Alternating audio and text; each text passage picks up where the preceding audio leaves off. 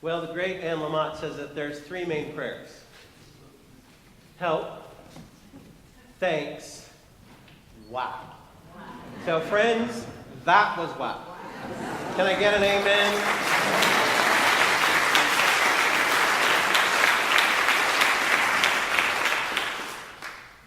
When all is said and done, Lamott says, spring is the main reason for wow.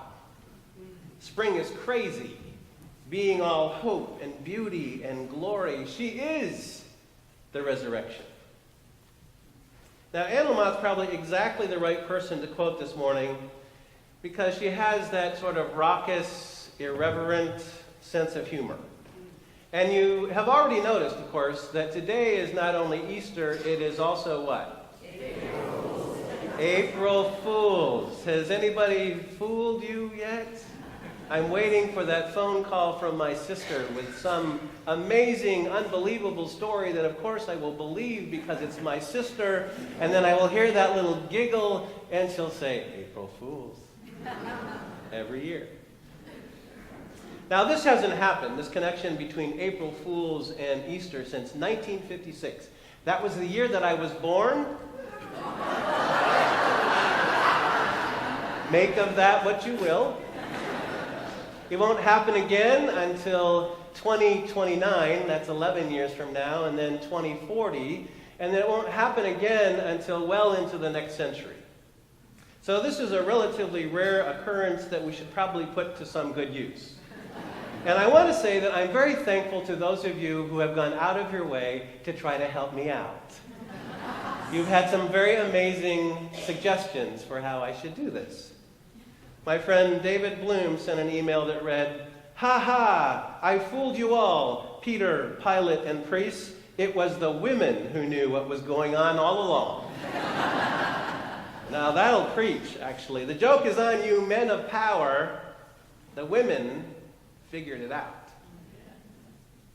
Aaron Burkhalter handed me a note some time ago with the words of that Shaker hymn, Lord of the Dance, the last lines of which are, I danced on a Friday when the sky turned black.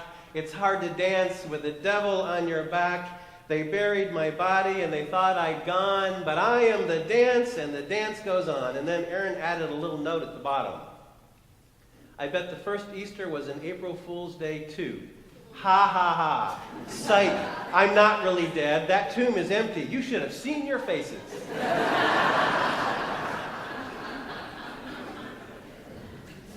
I did read an article by Miles Towns who said that this connection between Easter and April Fools is important because as I get older, he says, I find I do not trust anyone who lacks a sense of humor.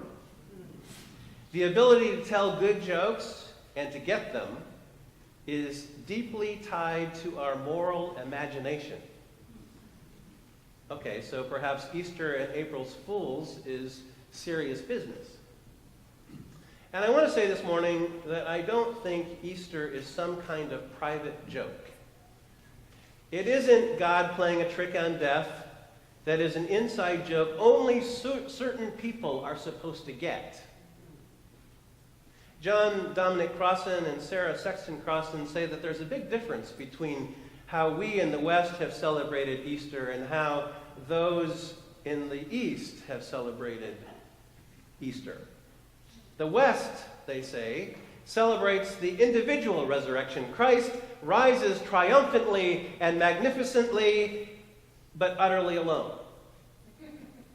The East, on the other hand, celebrates universal resurrection.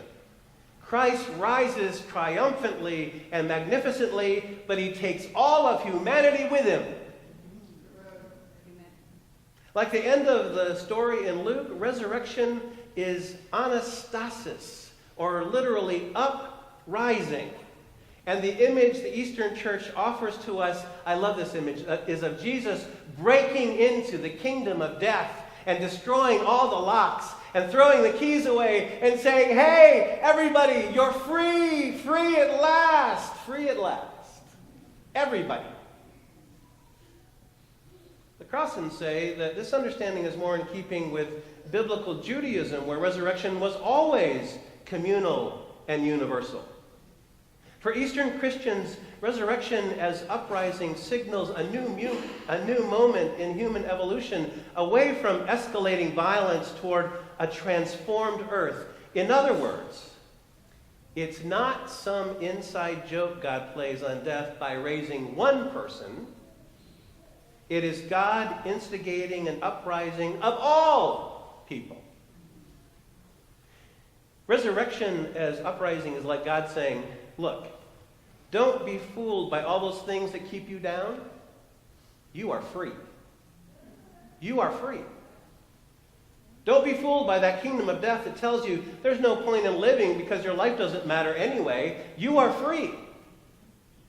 Don't be fooled by that kingdom of death that tells you your voice doesn't matter because nobody wants to hear it anyway. You are free.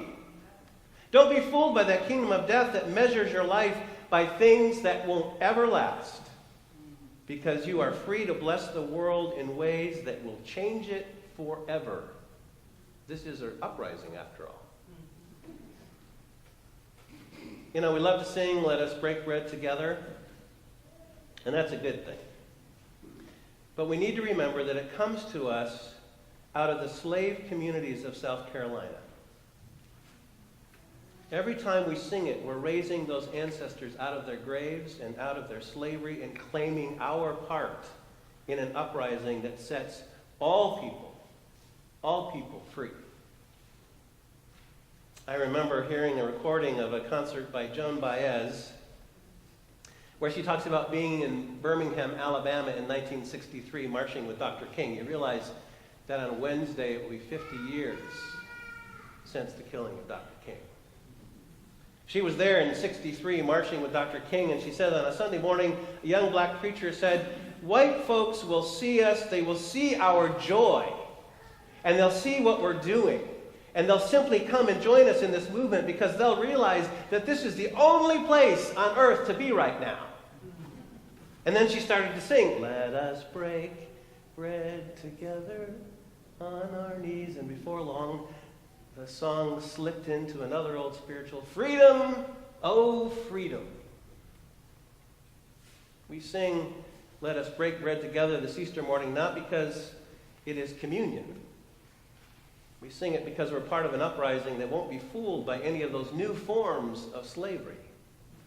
We are in the resurrection business of setting people free.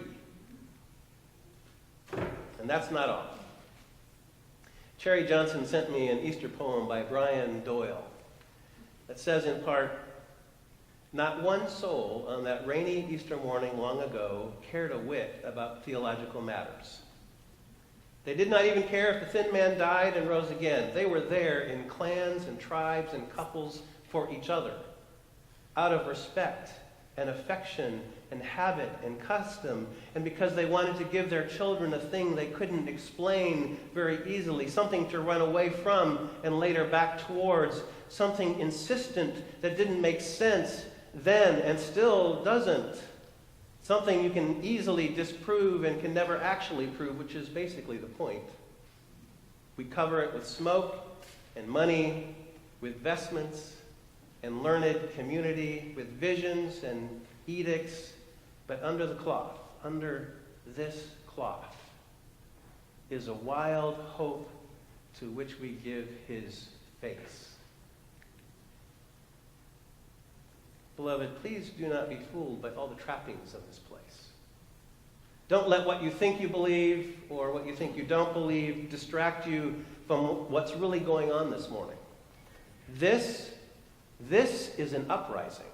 This is an uprising of wild, untamed hope. This is an uprising of the kind of hope that will not be fooled by all those reasons the world gives you for giving up on yourself and giving up on the world.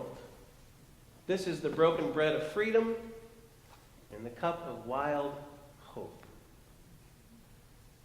Easter this year may fall on April Fools, but this is no private joke. This is resurrection, is uprising.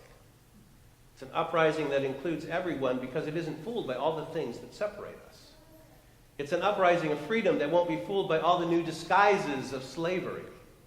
It's an uprising of wild hope that won't be fooled by despair or cynicism. Whatever you think is going on here today, this is no joke. This is an uprising.